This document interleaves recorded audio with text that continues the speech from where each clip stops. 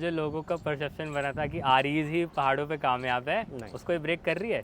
बहुत तगड़ा ब्रेक कर सकती है। लेकिन सबसे पहले ये बताइए 12,000 किलोमीटर में कितने बार सर्विस सेंटर गई बाइक? पिछला राइडर है और जो वो ये मतलब ऐसे टकराते बहुत ज़्यादा रहेंगे। टकराते हैं, ठीक दिक्कत है। होती है। क्लेम करा गया था 16,000 किलोमीटर का सर्विस सेंटर वाला 1 साल है, वो नहीं हो सकता। मार्केटिंग वो नहीं हो सकता। मैंने तो खुद देखा कि उसकी तो पूरी प्लास्टिक और वो बज रहा है, जैसे बॉडी बज रही है। जैसे 310 RR मैंने अपने साइड में खड़े होकर सुनी, जो नई वाली अपाचे आई है, वो मेरे साइड में एक बंदे ने रेव करी है कह रहा हूँ भाई। हाँ। जिसने रेव करी और मैं वहीं खड़ा हूँ, मैंने उसके पार्ट्स बजते हुए सुने। जिनको ज़्यादा शिकायत है वाइब्रेशन आ रही है, वो प्लीज़ इलेक्ट्रिक बाइक खरीदें। वो कह ही नहीं सकते हो कि आप ये फुली सिंथेटिक इंजन ऑयल है, कि कायदे से देखा जाए सिर्फ वो 4,000 किलोमीटर चला है, 1200 से 5,000, तो 4,000 किलोमीटर पे इंजन ऑयल पानी है। ठीक है, आप कैस्ट्रॉल डाल दीजिए, आप या मैं कोई इंजन ऑयल लेके आ रहा हूँ, बिल्कुल मना कर दिया। मेरी मोटरसाइकिल सही चल रही थी, इंटरसेप्टर में कुछ खराबी आ गई थी, तो ऐसा कोई दिक्कत नहीं है। टूरिंग की बात करते हैं तो एक डिसएडवांटेज है, जो सीट की लेंथ है ना, मेरे जैसे हाइट वाले बंदे के लिए पहाड़ों के हेयर पिन्स पे चलाने में बहुत मजा आया था मेरे को। 1200 से 12,000 पे आ गए हैं। आप ही बहुत कैजुअल रखेंगे, जैसे हम आप बात जैसे करते हैं पहले जैसे किया था वैसे। एग्जैक्टली, क्योंकि मोस्टली लोग जो है वो पहचान जाएंगे हमारी शक्लों से और बाइक से कि हम वही दो पतले और हल्के शरीर के लोग हैं। एक्चुअली रोल हो रहा है। So welcome to summer vacation guys. एक बार फिर से कशिश भाई के साथ आ गया हूँ मैं स्पीड 400 लेके। कशिश भाई को आप ऑलरेडी चैनल पे देख चुके हो, जानते हो। बहुत कैजुअल टॉक रहने वाली है एंड मोटरसाइकिल के बारे में बात करेंगे। नो एक्स्ट्रा बुलशिट, कोई एक्स्ट्रा ऑटो से रिलेटेड होगी, फालतू की बातें नहीं होगी। पहली बार आए थे, सब्सक्राइब कर लीजिएगा। कशिश भाई के साथ ऑलरेडी एक वीडियो करी है मैंने। उस टाइम बाइक कितनी चली थी कशिश भाई? 1200 किलोमीटर। 1200 किलोमीटर लगभग 1 महीने हो रहे थे। नई बाइक पे करा था हमने ओनरशिप रिव्यू। अभी कितनी चल गई है? 12,000। 1200 से 12,000 पे आ गए हैं। और टाइम बिंग कितना हो गया इन टाइमलाइन? अभी 12 दिन के अंदर 10 महीने हो जाएंगे, तो 9.5 महीने हम बोल सकते हैं। मतलब 10 महीने ही बोलेंगे, क्या पता एक हफ्ते बाद वीडियो डालूं, क्या पता कल ही डाल दूं। तो आप ये कह सकते हो कि 10 महीने 12,000 किलोमीटर का एक आपके साथ एक्सपीरियंस शेयर करेंगे, क्योंकि बाइक को कशिश भाई ने इन एंड आउट काफ़ी अच्छे तरीके से जांच लिया है, समझ लिया है, और आपको इस कंक्लूजन पे लेकर आ जाएंगे कि आपको ये बाइक लेनी चाहिए, नहीं लेनी चाहिए, दूसरी बाइक लेनी चाहिए। तो कशिश भाई वेलकम टू द चैनल। सबसे पहले तो आपके साथ तो मुलाकात होती रहती है, ज़्यादा बातें नहीं करेंगे। बाइक कैसी चल रही है भाई? सच बोलो ईमानदारी से, एकदम ईमानदारी से बात करना है, क्योंकि अपने जो भी व्यूअर्स हैं वो शायद इसीलिए हमें देखें आगे भी, क्योंकि हम ऑनेस्ट बातें बताएंगे।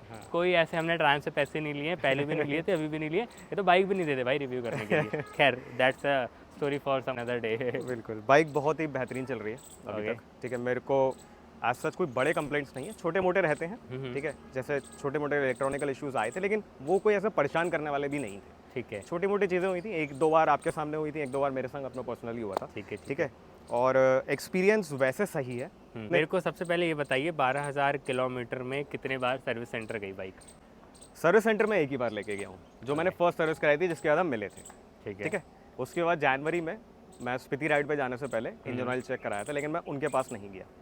मैंने बस उनके पास एक ECU अपडेट कराया, क्योंकि बाइक में थोड़े से वो आ रहे थे, इंजन लाइट जल गई थी एक बार। और एक बार जो मैल फंक्शन होती है। हाँ, वो याद है, हम एक बार रात में ओखला पे थे। हाँ, मैंने कहा इंजन लाइट जल रही है, लेकिन वो बस एक बार हुआ था। ठीक है, मैंने ये थोड़ा सा डिटेल एक वीडियो डाला हुआ है, अगर किसी को जानना हो। बाय द वे कशिश भाई का चैनल है, मैं लिंक अटैच कर दूंगा, वहाँ पे आपको ज़्यादा सीरीज मिल जाएगी इस बाइक के बारे में, बहुत डिटेल में हम बता। ठीक है, तो एक वो इशू आया था, और एक और आया था कि जब बाइक आप सेल्फ दे रहे हो, ठीक है, थोड़ा सा आगे बढ़ती है और बंद हो जाती है। ये 2 बार हुआ, और वो इंजन लाइट वाला भी 2 बार हुआ। और दोनों बार आप ऑफ करो, 2 मिनट वेट करो और ठीक हो जाता है। वो ठीक हो जाएगी। ठीक है, तो मेरे को ट्राइम वालों से ही फोन आया कि सर आपका ECU अपडेट आया है बाइक पे, आप आ जाइए। मैं गया वहाँ पे, बाइक उन्होंने ECU अपडेट वगैरह करा। तुरंत उसके बाद ओखला पे ही कलाम भाई की एक शॉप है, रेड RPM मोटर वर्क्स नाम है उनका। वो खुद एक ट्राइम ओन करते हैं, स्ट्रीट ट्रिपल। तो उनको दिखाई मैंने ट्रिप पे जाने से पहले, उन्होंने इंजन ऑयल चेक करा। अब HP प्रो लूप में मेरे को भरोसा नहीं था, मैं ईमानदारी से बोलता हूँ। मुझे HP प्रो लूप पे, इसमें एक बार अपने व्यूअर्स के लिए बता दिए कौन से ग्रेड का इंजन ऑयल डलता है? 10W50। अच्छा, फुली सिंथेटिक, और उसके आगे कोई इन्फॉर्मेशन नहीं है। उसमें डब्बे पे कुछ नहीं लिखा है, सिर्फ HP का इंजन ऑयल है, इसलिए मेरे को कोई भरोसा नहीं था। ये ट्राइम वाले डाल, ये ट्राइम वाले ऑफिशियल डाल रहे हैं। जब आप सर्विस सेंटर में जाके इनसे डलवाएंगे तो बिल्कुल ऑलराइट। ठीक है, अब 5,000 किलोमीटर तब हो चुके थे बाइक के। ठीक है, कलाम भाई ने मोटरसाइकिल चेक करी, इंजन ऑयल चेक करा, इंजन ऑयल एकदम पानी। मतलब कोई आप बोल नहीं सकते कि वो फुली सिंथेटिक इंजन ऑयल था। मतलब वो बस नाम का सिंथेटिक था, जब आपने उसको देखा प्रैक्टिकली तो वो फील नहीं था, मज़ा नहीं आया। ये पास हो जाने देते। इंजन ऑयल चेक करा कलाम भाई ने, उन्होंने बोला कि इंजन ऑयल तो एकदम पानी हो गया है। मतलब वो कह ही नहीं सकते हो कि आप ये फुली सिंथेटिक इंजन ऑयल है, कि कायदे से देखा जाए सिर्फ वो 4,000 किलोमीटर चला है, 1200 से 5,000, तो 4,000 किलोमीटर पे इंजन ऑयल पानी है। काला है, पानी है। ठीक है। अब ये वो इंजन ऑयल था जो एक बार आपने चेंज करा लिया था, जो फैक्ट्री से आया था उसके बाद वाला। उसके बाद हाँ वाला। ठीक है। अब सबसे बेस्ट ऑप्शन जो लगा उस टाइम परफॉर्मेंस इंजन ऑयल आता है मोटूल का V2 300 V2 आता है। ठीक है, सेफेस्ट ऑप्शन है, मैंने वो लिया। थोड़ा सा महंगा है, ठीक है, 1700 रुपये लीटर आता है।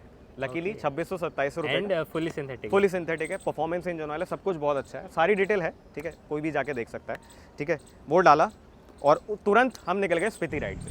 ओके। ठीक है, पहाड़ों पे इस बाइक को चलाने का जो मज़ा है आपको इस सेगमेंट में बहुत ही कम मोटरसाइकिल को दे सकती है, जितना मेरा मानना है। एक शायद ड्यूक 390 आपको दे देगी उतना। मतलब वो जो लोगों का परसेप्शन बना था कि आरईज ही पहाड़ों पे कामयाब है, उसको ही ब्रेक कर रही है। बहुत तगड़ा ब्रेक कर सकती है, लेकिन क्यों, अब मैं आपको बताता हूँ। ये आर्टिफिशियल टॉर्क बना लेती है छोटे आरपीएम पे, आपने भी कई बार चलाई है, तो वो अपने आप थोड़ा सा बढ़ाती रहती है। ठीक है, तो उस वजह से कहीं पे भी आपको लो एंड टॉर्क की कमी नहीं फील होती है। ठीक है, वो बहुत अच्छी चीज़ है इस मोटरसाइकिल में। देन हम आते हैं कि हैंडलिंग, जो इसके अर्गोनॉमिक्स हैं, जो इसका बॉडी वेट डिस्ट्रीब्यूशन है, ठीक है, जो मैंने आपको पहले भी बताया था कि हैंडल की पोजीशन वगैरह मेरे जैसे हाइट वाले बंदे के लिए पहाड़ों के हेयर पिन्स पे चलाने में बहुत मज़ा आया था मेरे को। मैंने कुछ क्लिप्स डाले हुए हैं, किसी को अगर देखना है तो उसमें बहुत मज़ा आएगा। रॉ क्लिप्स मिलेंगे डिस्क्रिप्शन में, भाई का चैनल है। तो उसमें ये फ़ायदा हुआ वहाँ पे कि हमारे संग हम 3 मोटरसाइकिल लेके गए थे। एक इंटरसेप्टर थी, एक हिमालयन थी नई वाली, और एक ये थी। तो हिमालयन और मेरी मोटरसाइकिल सही चल रही थी, इंटरसेप्टर में कुछ खराबी आ गई थी, तो ऐसा कोई दिक्कत नहीं है। वो एक अपना अलग प्रॉब्लम करेंगे उस पर भी बात किसी और वीडियो में। हाँ, तो नो डाउट कहीं कोई दिक्कत नहीं हुई। कहीं सुबह -25 डिग्री -18 डिग्री में भी हम रुके हैं रात भर। -18 एक दिन, पहले शुरुआत में -3, अगले दिन -8, तीसरे दिन -18-19, चौथे दिन -25 लोवेस्ट टेम्परेचर में टेस्ट कर ली एकदम कि वहाँ पे क्या है। तो सुबह आप स्टार्ट कर रहे हो, बाइक हो जा रही है, ऐसा कोई दिक्कत नहीं हुई। हिमालयन और इसमें कोई टेंशन। ये इंजन ऑयल वो है जो आपने बाद में डलवाया था, मोटूल का। जी। वाइब्रेशंस कम हो गई, मतलब वाइब्रेशन मतलब इंजन में जो थोड़ा सा चिल्ला रही थी ना वो HP प्रो लूप से, एक्स्ट्रा बज मतलब वो वैसे फील नहीं होते हैं, लेकिन शोर आता है। वो एकदम से शांत हो गई बाइक और फील हो रहा है कि हाँ बाइक रिफाइंड। तो मेरा ये मानना है जो भी स्पीड 400 या स्क्रैम 400 के ओनर रहेंगे, ठीक है, आप प्लीज़ HP प्रो लूप को अगर हो सके तो आप डंप कर देना। और मार्केट में सिल्को लाइन है, ठीक है, आपका कैस्ट्रॉल है, आपका मोटूल है, आप इनमें से कोई भी इंजन ऑयल भाई स्पॉन्सर्ड नहीं है भाई का, ये रियल लाइफ ऑनेस्ट ओपिनियन दे रहे हैं आपको, बेसिकली सजेशन दे रहे हैं, ओपिनियन क्या, तो ये मत समझना हमने पैसे वैसे ले लिए ब्रांड से। जी चलिए जी, फिर आते हैं बाइक की मेंटेनेंस कॉस्ट वगैरह। देखिए पार्ट्स सही में सस्ते भी हैं, मतलब इतना कोई महंगे नहीं है। आप एक एयर फिल्टर मान के चलो कितने का आता है इस कैटेगरी की बाइक का। आप ड्यूक का देखो 500-550 मतलब वो ये 200 से 500 के बीच में डिपेंड करता है। 338 रुपये का स्टॉक एयर फिल्टर है, ठीक है। ऑयल फिल्टर 70-80 रुपये का वही है जो KTMs में डलता है, बजाज में डलता है, सेम ऑयल फिल्टर रखा गया है, ठीक है। बाकी ये लिवर वगैरह भी ज़्यादा कोई महंगे नहीं है जितना मैंने रेट पता करा था। हाँ, एक्सेसरीज वगैरह थोड़ी महंगी है क्योंकि वो ट्राइम्फ अपना प्रीमियम चार्ज करता है और वो आपका टेस्ट के ऊपर डिपेंड करता है। फिर वो तो आपके ऊपर है ना, आपको लगवानी है नहीं लगवानी है, कोई ज़बरदस्ती ऐसा पार्ट तो नहीं है जो फ्रीक्वेंटली चेंज हो रहा है। जी, आप लगवाने लगवाओ, मत लगवाओ, कोई ऐसा वो नहीं है।